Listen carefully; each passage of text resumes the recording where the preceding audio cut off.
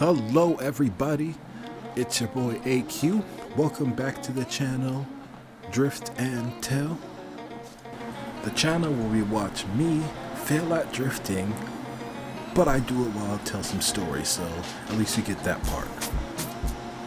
And in today's video, we're going to be going over a story, more like a situation that happened to me back when I used to live in the Middle East, and well, back in the days where I used to rap as well. Yes, I used to rap. More on that in another video. So, the way it starts, it was me, my friend Hamoud, and this other dude that we used to chill with named Shaiji, and he was pretty much also a rapper. The Hamoud dude was kind of a rapper. He was very terrible, but he could still rap. But he was more of our promoter. He was the one that would get us, shows and stuff like that. Anyway, that's besides the point.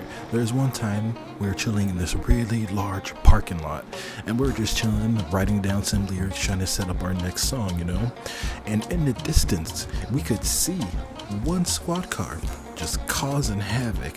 When I say causing havoc, he's basically pulling people over for no reason.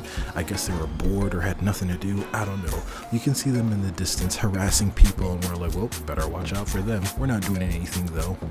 But you know that moment when you're like really focused in something and you forget the world around you? That was basically what was happening as they're writing our lyrics. And next thing we know, the squad car is pulling up on us, and we're like, whoa, okay, here we go. It's about to go down. So we're getting ready for the cops to approach us, and since I didn't have any ID on me at the time, I was like, all right guys, I don't speak no Arabic, I'm strictly American, and leave it at that. So the cops get out of their car, they each go to each window, one goes to the driver's window, and the other goes to the passenger window, and then they ask the driver for his license and information, and then the other guy asks the passenger for his, ID. They hand over their IDs, and they said, okay, what about the guy in the back? And they're like, oh, he's American, he doesn't currently have his passport on him. And then they're like, oh, okay, well, what are you guys doing here? And then they explain how we are, musicians. We're over here just trying to explore our creative minds and write down some lyrics, come up with ideas. So we needed somewhere to be alone and away from our friends. So the police officer that is on the driver's side asks why I don't have any ID. And they're like, well, he just got into the country. He had just unpacked and everything. And we quickly took him out so we could hang out and whatnot. So he didn't get a chance to grab all the information he needed. We weren't expecting to get pulled over today. And then I kid you not, this officer looked at me from the front window. You know how they look at the person in the back from like past the ear of the front driver? Yeah, that's what he did. He looked at me past the ear of the front driver, and word for word, he was like, are you American? And I was like, yes. And then he was like, you speak English? And in my head, I was going, what the fuck? What the fuck? What the hell? Is he dumb? How is he a cop? And then my mouth said, yes. So then he stops addressing me, turns back to the driver, and then he's like, I'm gonna need you to tell your friend in the back to get out and get in the squad car. In the back of the squad car, he said, actually, because, a little more dramatic. So he's like, yeah, I need your friend to get out of the car and get in the back of the squad car. And then my friends are like, but why? What did he do? And then he continues to say, he doesn't have any ID on him. How do I know he is an Iraqi? And my friend is like, you just asked him if he was American, which he confirmed. Then you followed that up with if he could speak English, which he also confirmed. And now you're accusing him of being Iraqi. How does that make sense? Anyway, I didn't want to cause any trouble or anything like that, so I was like, it's cool, I'll comply. In the end, they'll know they're wrong, they'll just let me go, and it'll be an embarrassment for him. I get out of the car, I'm getting ready to get into the other car, so my friends get out of the car to try to defend me and shit. Hashtag squad.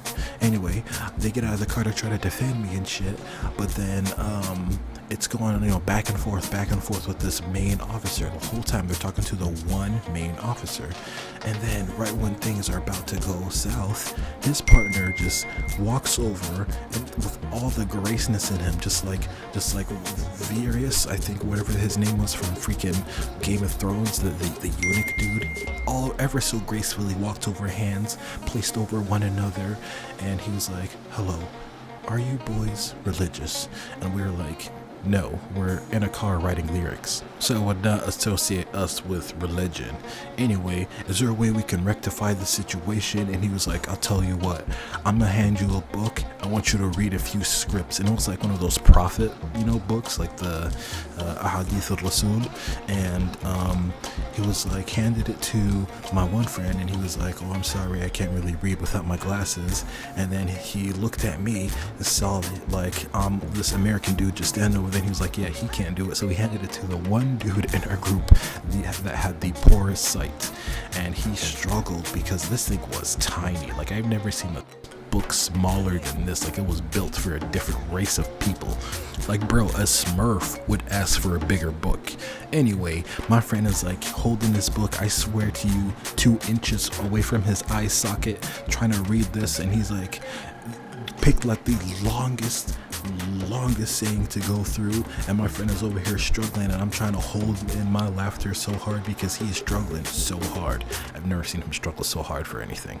So anyway, after he finishes reading it, the officer is like, "All right then, I hope you guys learned something from this. I want you to be safe and have a good night."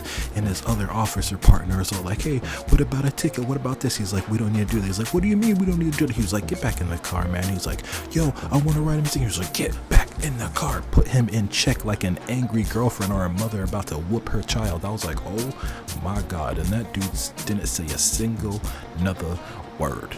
He just got into the squad car, and then dude gave us, you know, a head nod like every wise person does, got in the squad car and went about their day, and left us just standing there in the middle of the parking lot wondering what the hell just happened.